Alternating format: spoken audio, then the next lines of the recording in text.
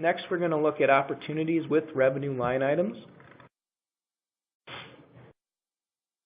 Using opportunities with revenue line items allows users to add the products to an opportunity and track the sales stage on a per product basis. So what we just saw, we were tracking the sales stage and the likely amount at the opportunity level, no matter how many products were associated with the record. If you're using revenue line items, you would track the sales stage down at the product level, as well as how much they're worth, obviously, and their expected close date. And at that point, forecasting becomes based on that opportunity's revenue line items.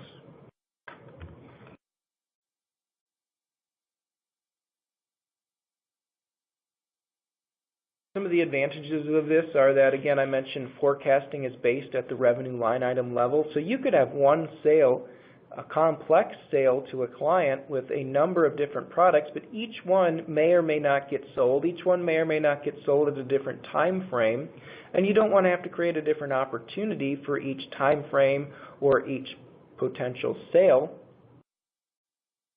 So you can use revenue line items to track all of that separately.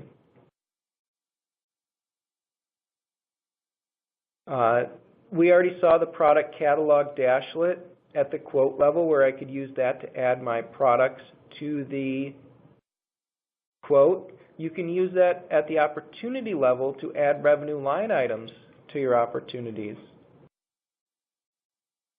If you're using this with quotes, you can check the box next to your product, and from there generate a quote for that one specific product or a number of products. So again, I mentioned if you have complex sales, you may have items A, B, and C which you want to generate a quote for and track separately from products X, Y, and Z you want to generate a quote for and track separately.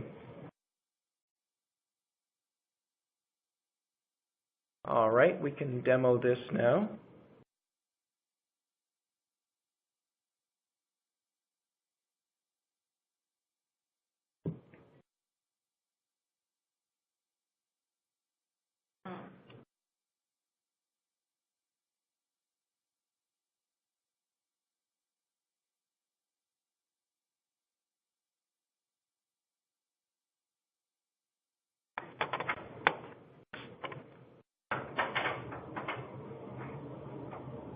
Here we have an opportunity with revenue line items and no quote. You'll notice I have my product catalog dashlet over here. I can add any number of products to my record, and it's going to prompt me to add all of that.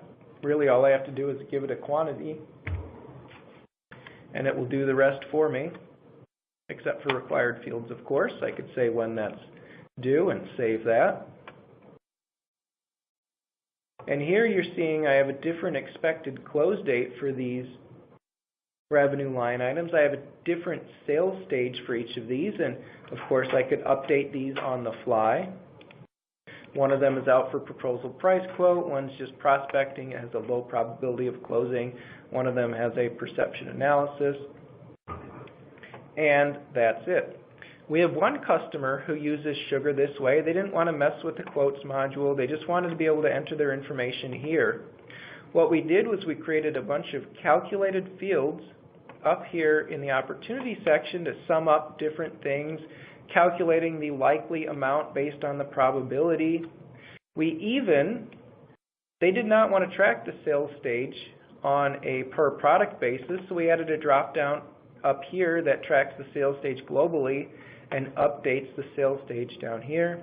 And then for generating documents or PDFs, they used a third-party product called Experido that can generate complex documents from any module in Sugar. And we actually did a user group sometime in the past where we looked at how we had set them up. But this is a way you could use just a single module and not have to worry about using the quoting module. If you did want to use quotes, you can do opportunities with revenue line items and quotes. Here we have a revenue line item, two of them. You'll notice we have two quotes. We have one quote that's associated with the mirror widgets and we have one quote that's related to the desktops. They each have different valid untils. They have different amounts, and all of that is tracked separately. Now I could go ahead and add a stationary, or let's find a laptop here. We'll add this TKM30 desktop, and they just need 10 of those as well. I could give that an expected close date. Maybe they don't need those until the end of the year, just to polish off their budget.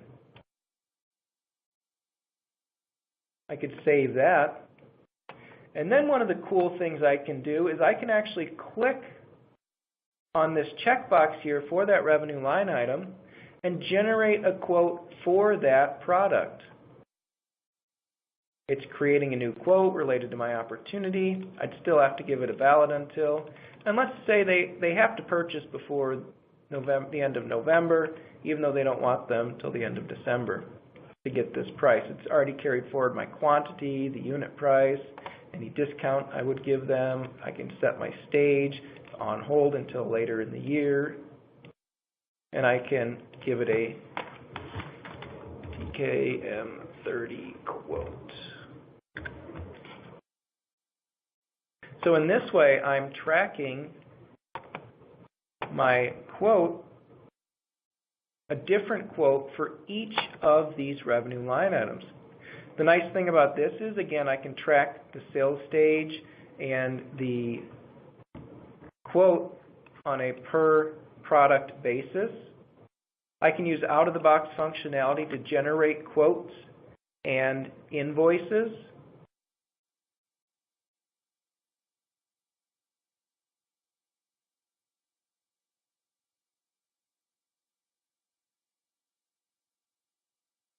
Again, using out-of-the-box functionality without needing a third-party product. This is really useful if you have an incredibly complex sales process where you're selling multiple products to a company and you want to have multiple quotes against that, but you don't want to have to create multiple opportunities for each of your products.